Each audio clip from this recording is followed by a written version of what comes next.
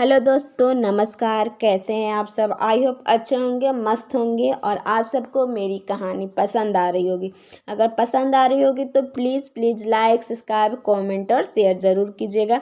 तो चलिए शुरू करते हैं आज की कहानी। और आज की कहानी है एक विवाह ऐसा भी।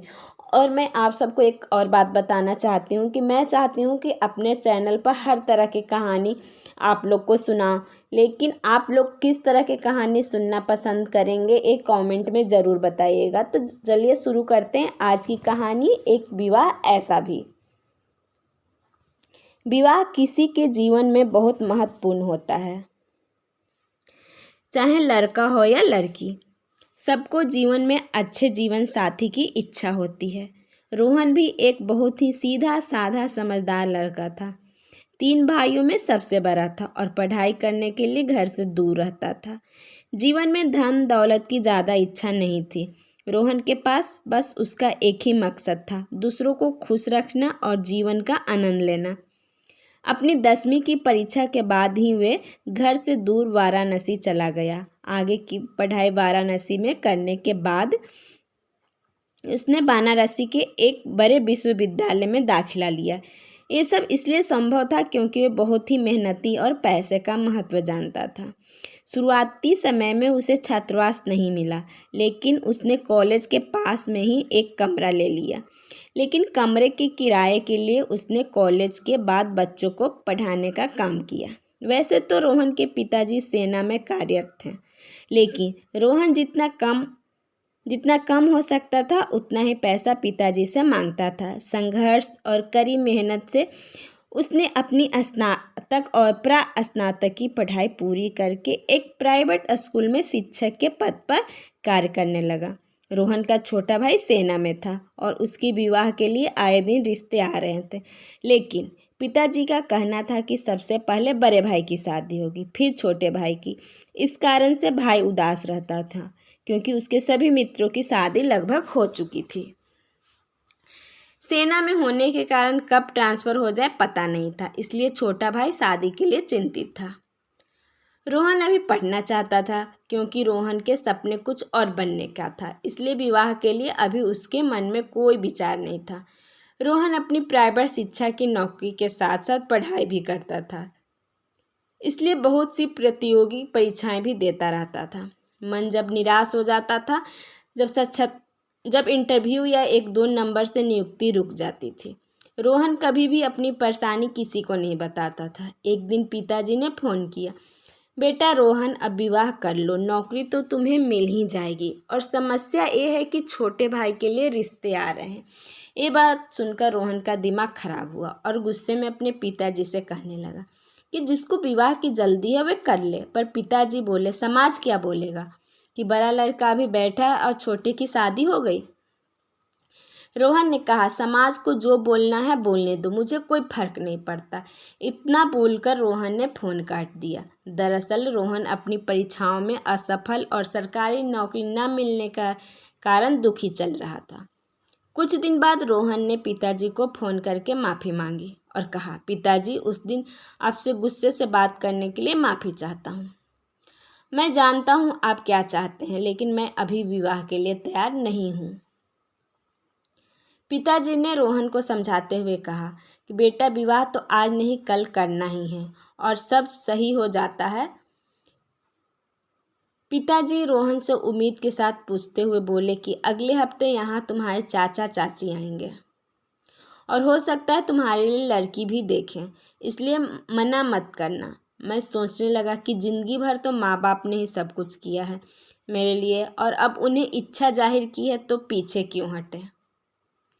सच कहा जाए तो रोहन विवाह के लिए तैयार नहीं था, लेकिन पिताजी की आगे और परिवार की खुशी के लिए वे कुछ भी कर सकता था। कुछ समय बाद उसने अपने मन को मनाते हुए सोचा कि चलो, अब अगर सब मेरे इस निर्णय से खुश हैं तो मैं विवाह कर ही लेता हूँ। 1 हफ्ते बाद चाचा चाची रोहन के पास पहुँच गए। रोहन के रिश्ते के लिए 3 से 4 लड़कियों के रिश्ते आए हुए थे। रोहन के चाचा चाची ने कहा, रोहन, तुम चलकर लड़कियां देख लो और बात कर लो, जो पसंद आ जाए। रोहन ने कहा, आप लोग देख लीजिए, क्योंकि मैंने आज तक किसी लड़की से बात नहीं किया है और विवाह के लिए लड़की पसंद करनी है तो आप लोग मेरे लिए गलत रिश्ता थोड़े न ढूंढेंगे। ये बात सुनकर रोहन की चाची बोली, कैसा लड़का हो तुम? आज के समय में लड़के लड़कियां आपस में बात करके अपना विवाह के लिए अपनी पसंद नापसंद बताते हैं। इतने में रोहन ने कहा, देखिए, लड़की को देखने जाना और नापसंद होने पर उसको विवाह के लिए मना करना मुझे सबसे बड़ा गुनाह लगता है। इसलिए आप लोग तय कर लीजिए, मैं विवाह कर लूँगा। रोहन के चाचा चाची ने एक लड़की पसंद की, लेकिन लड़के वाले ने चाचा चाची को अपने घर पर नहीं बुलाया और कहा, हम लोग आप जहाँ बोले वहाँ अपनी लड़की को लाकर दिखा देंगे, लेकिन आप अपने लड़के को भी बुला लीजिए। वैसे तो रोहन ने मना किया था, लेकिन पिताजी ने कहा था जो चाचा चाची कहेंगे वह कर लेना, मना मत करना। रविवार के दिन सुनिश्चित हुआ और लड़की के घर वाले लड़की को लेकर आ गए एक मंदिर में। रोहन घबराया हुआ था क्योंकि आज तक उसने किसी लड़की से बात नहीं किया था। चाचा चाची ने लड़की वाले से पूछा, लड़का कैसा है हमारा? सबने कहा, लड़का सुंदर है और हम लोगों को पसंद है। फिर उन्होंने कहा, हमारी लड़की आप लोग को पसंद है कि नहीं?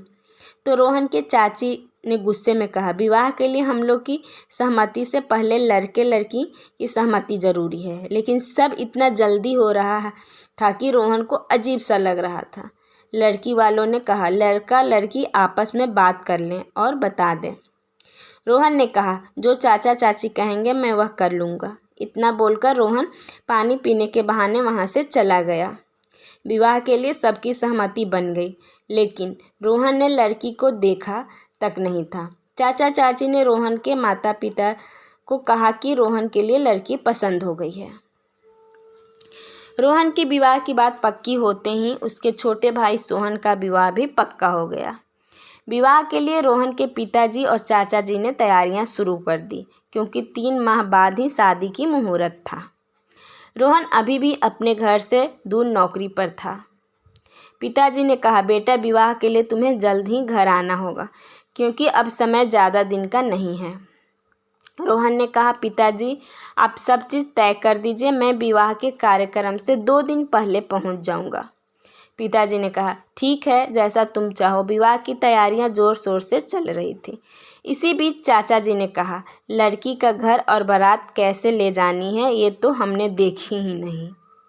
इसलिए रोहन के चाचा जी और रोहन के मामा जी दोनों लोग जाकर बारात और ठहरने का स्थान देखने लगे। दरअसल लड़की का घर ग्रामीण क्षेत्र में था और गाड़ी लाने में परेशानी थी।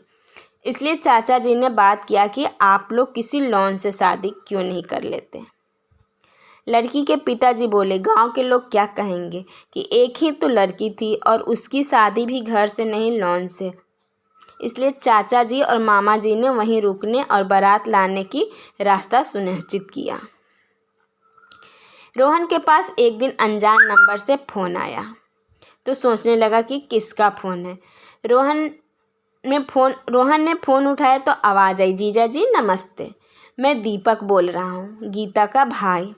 जिस लड़की से विवाह तय हुआ था उस लड़की का नाम ही गीता था।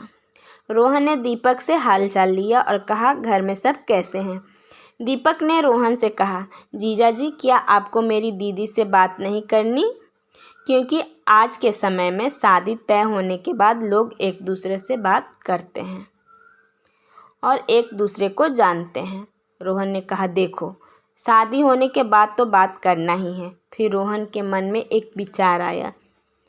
कहा, गीता मुझसे बात करना चाहती है क्या? इसलिए रोहन ने कहा, अच्छा ठीक है दीपक, तुम अपनी दीदी से मेरी बात करवाओ। रोहन ऐसे घबरा रहा था जैसे कोई लड़की।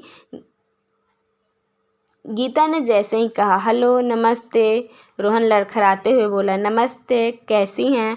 बात होने के दौरान रोहन ने पूछा जो उसके मन में विचार आया था, क्या आप शादी से खुश हैं?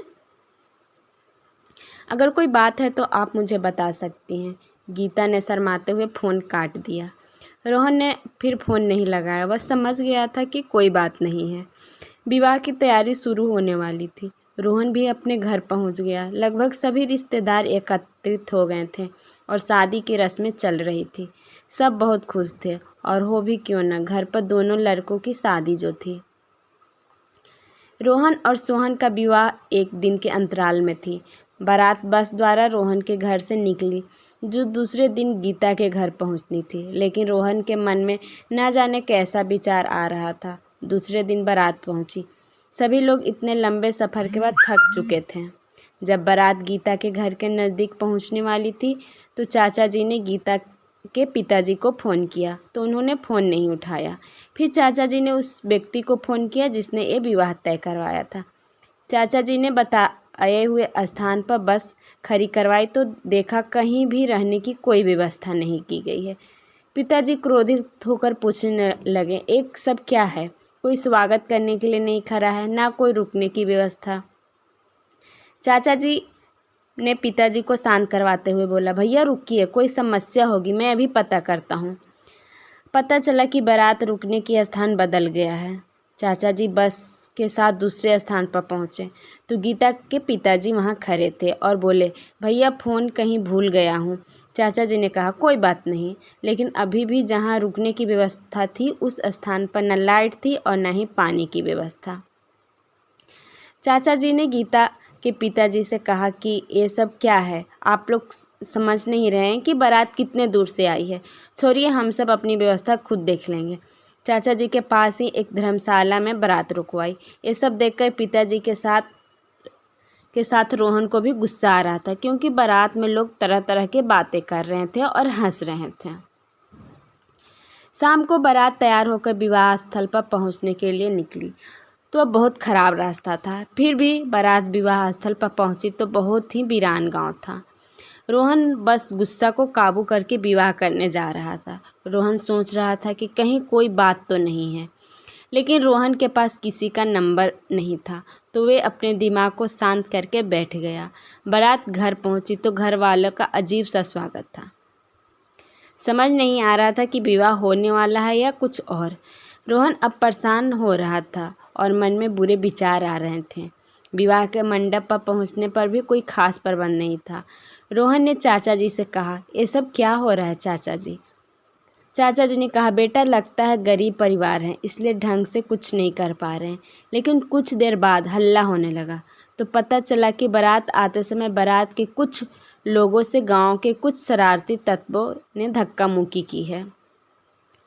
गीता और उसके घर की औरतें मंडप में आए, लेकिन गीता का चेहरा उदास लग रहा था, मानो वो शादी से खुश नहीं है। रोहन के मन में और घबराहट होने लगी कि ये सब सुबह से क्या हो रहा है, क्या चल रहा है, कुछ समझ में नहीं आ रहा है। इतने में गीता बेहोश होकर गिर गई। घर वाले उसे उठाकर ले गए। कुछ देर बाद शरारती तत्व और गांव के लोग कहने लगे कि शादी नहीं करनी है, लड़के वाले दहेज मांग रहे हैं। लड़की को लड़के ने कहा कि शादी बात तुझे देख लूँगा। ये सब सुनकर बारात के सभी लोग गुस्सा होकर कहने लगे, ये क्या फालतू बात कर रहे हो, ये सब मेरे तो कुछ समझ नहीं आ रहा है कि क्या हो रहा है और क्या होने वाला है। इतने में गांव के लोग बंदूक, पत्थर और धारदार हथियार लेकर बारात को घेर लिया और बोले, शादी का पूरा खर्च दो, लड़की शादी नहीं करना चाहती। रोहन जहाँ खड़ा था वहीं बैठ गया और मन ही मन रोने लगा। चाचा जी ने गीता के पिता से कहा कि ये सब क्या है, तो वे कहने लगे, आप लोग दहेज के चलते मेरी लड़की को मार दोगे। मामा पुलिस में थे, वे समझ गए कि बात कुछ और है, इसलिए तुरंत उन्होंने कंट्रोल रूम फ़ोन करके बारात की सुरक्षा के लिए कुछ पुलिसकर्मी बुलाए। पुलिस ने पूरी बात समझी और मामा जी से कहा कि आप लोग इन लोगों के चक्कर में पड़ गए, इस गांव का माहौल बहुत गंदा है। फिर पुलिस अधिकारी ने लड़का और लड़की के पक्ष को बैठाकर कहा, शादी होगी तो ठीक है, नहीं तो फिर थाने की बात होगी। अगले दिन सोहन की शादी थी। रोहन अब परेशान होकर रोने लगा। रोहन के मित्र ने कहा, भाई रो मत, दबाव में आकर कुछ गलत चीज़ मत बोल देना। लड़की वाले बोले कि लड़के ने लड़की को कहा कि शादी के बाद बताऊंगा। पुलिस इस गांव के माहौल से वाकिफ थी, तो पुलिस ने कहा लड़के और लड़की को बुलाओ, सामने बात होगी। लड़का पहले से मौजूद था, लड़की बहुत देर तक नहीं आई, तो पुलिस अधिकारी ने 2 महिला पुलिसकर्मी को भेजा, तो पता चला लड़की कमरे में नहीं है। पुलिस समझ चुका था और मामा जी को बुलाकर कहा कि लड़की भाग चुकी है।